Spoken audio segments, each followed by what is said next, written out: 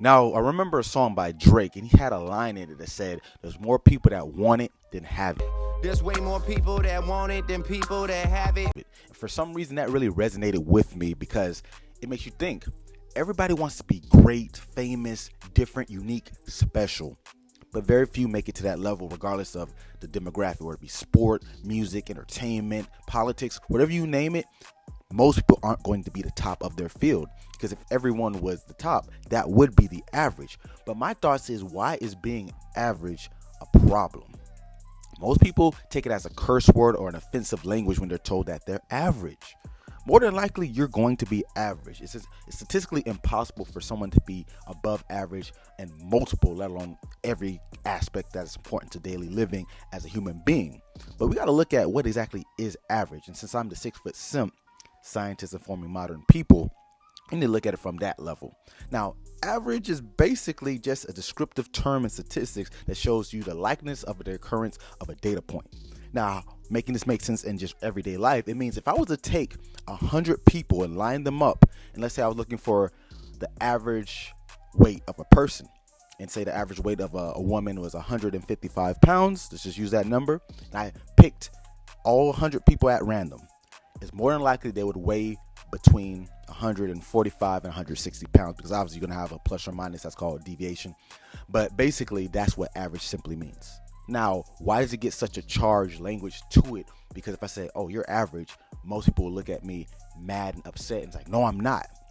Well, you got to understand that these statistics, these measures are all to describe, because statistics is just the science of describing, interpreting, analyzing data. Now, in science, this means a lot of different things, but in everyday life, we do this all the time. We describe things. You have to make sense of things. I can't just go to the store and say, give me. I have to tell them how much. I can't just use language that isn't very descriptive. So we understand these measures when it applies to that, but for some reason when it's given to a personality type, it all of a sudden becomes evil or messed up. Now let's take a look at different types of averages. Now let's use height for example. In America, the average height of a woman is 5'4". The average height of a man is 5'9". Now, for some reason, if we get into the dating aspect, 6 foot is expected. This is a new standard. Some people even think this is the average, but it's not. As you heard, 5'9" is the average height of a man. Matter of fact, only 20% of the adult American population of men is over 6 feet. So that means, once again, if I took 100 random men, only 20 of them would be over 6 feet. Now, the new thing I see more and more is 6'2" is becoming that new standard now. Now, if we go to 6'2", it drops even more dramatically. We're talking about 3.9% of the population. So that means if we line up that 100 men, now you only have 4 options to choose from. So you see how averages give us an idea? Because if we want to pick something, what is the likeliness that is going to occur? Is this going to happen? That's what we want to know. Now, if I go to the extreme, let's look at the NBA. The average height of the NBA player is 6'6". Meaning if I was random pick a player off a roster, he's going to be between probably 6'4" and 6'7". So 6'6" is the average. Now, this is just once again describing something, because if I use that logic, anyone under 6'6" is considered short.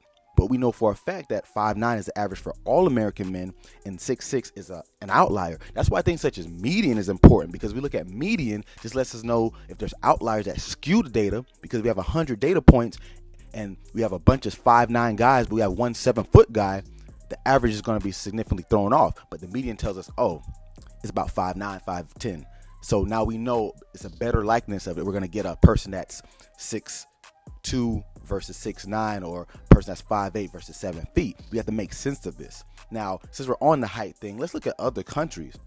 Now, if a woman did want a man that's 6 foot, going back to averages, make sense of these terms. The average height of a man in the Netherlands is the highest in the world, is 6 feet.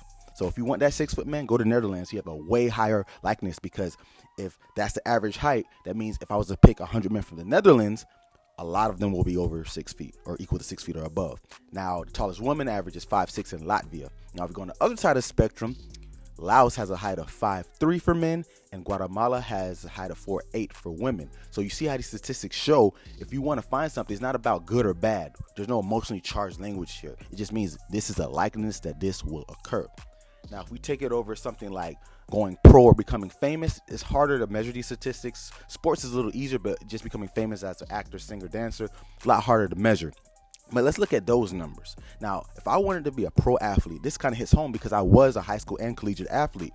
Now, only about 7% of high school athletes right now will go to play college. That's any level. That's all the way from D3, NAIA, junior college, all the way up to Division 1. 7%. There's tens of millions of high school athletes right now. 7%. That's not a big number. Now, if you want to go to a high-level school, a Division 1 school where the top teams are playing, which gives you a better odds to make it to the pro, only 2% make it. That's all sports. I'm not even going to break down the individual sports because it gets even more minute.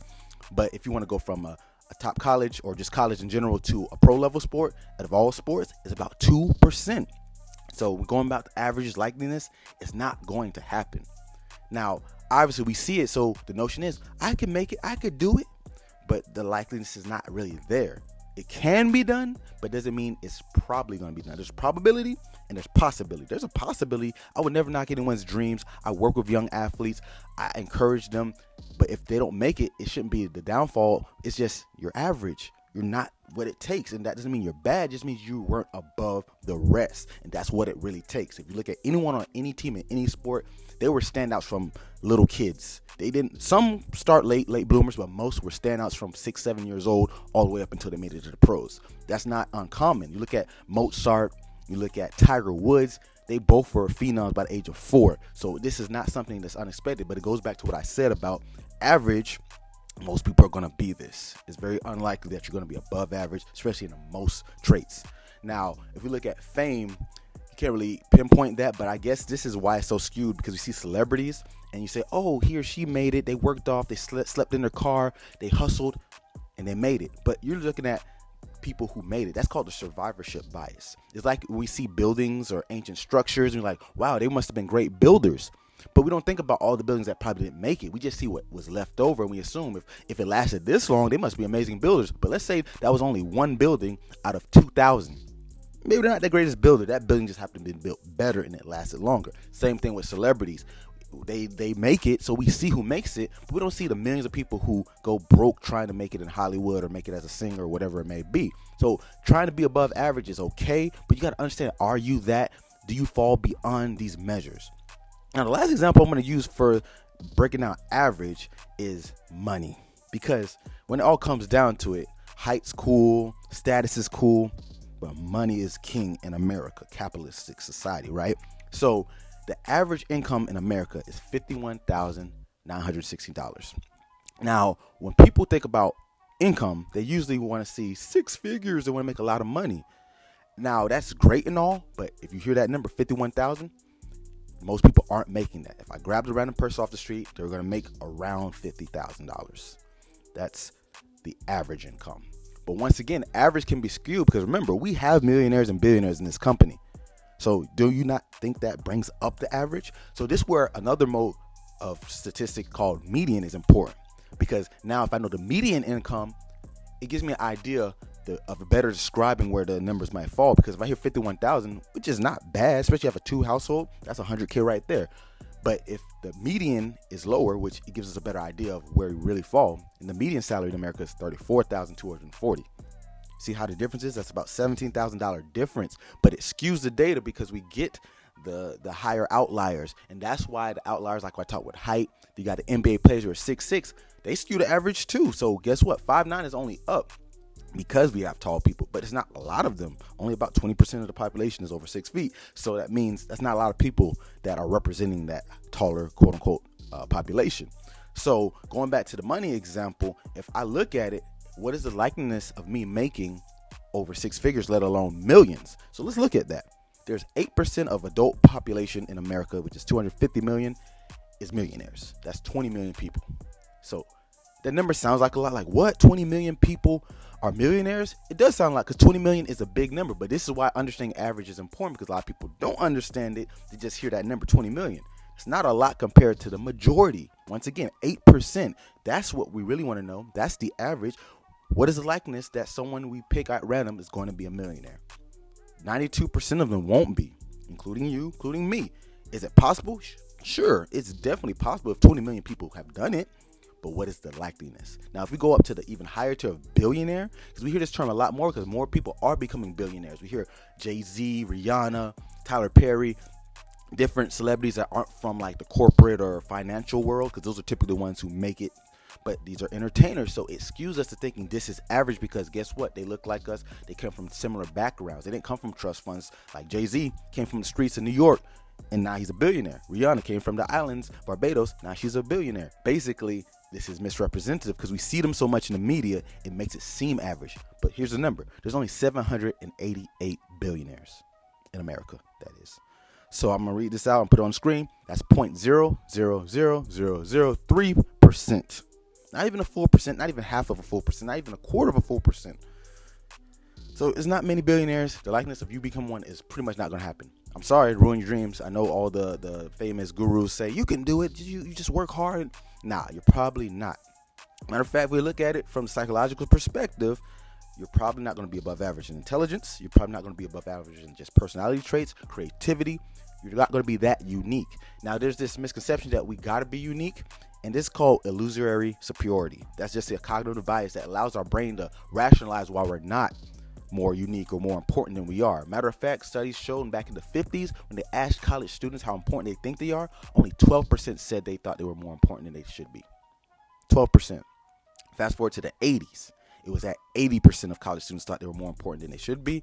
And that was the 80s. I couldn't find the numbers for today, but if it was 80% back then, 40 years ago, I can only imagine it's in the upper 90s because we got the Kardashians, we got all these celebrities telling you you're special, love yourself for random reasons. I'm not opposed to self-love. That's great. But when you start inflating it, because once again, average is an okay thing. Matter of fact, I would like to say being average is better. Less expectations. You're going to just do what needs to be done. It's only when you're average and you overestimate and inflate your self-value is when there's a problem. That's when people tend to not like you because they think it's obnoxious because you're doing the most when you're not really that. And part of the illusory superiority complex, they overestimate the positive traits, but they underestimate and downplay the negative traits. And that's what we tend to do to kind of rationalize our well-being and self-worth. And this is only going to keep going up as the years go on with social media. Talk about people liking posts and giving them comments just because. If we go into like the manosphere type of things, liking women's posts when there's really not that much there, but guys gonna do it because they're thirsty. They're simps, not the one I am, but the other type. So this is a problem because it makes people feel they're above average. Now, so one more I'm talking about called the Dunning-Kruger effect. This is one of my favorite kind of biases when it comes to psychology. So what happened in 1999, David Dunning and Justin Kruger, they're professors at Cornell University. They had an intro to psychology class and they gave them a test. Now, after the test, they asked the students to rate where they thought they fell percentage-wise as a class of passing and failing. So people who scored high put themselves in about the 75 percentile range of passing the test, while people who did lower than 75% put themselves in the upper tier of the passing rate.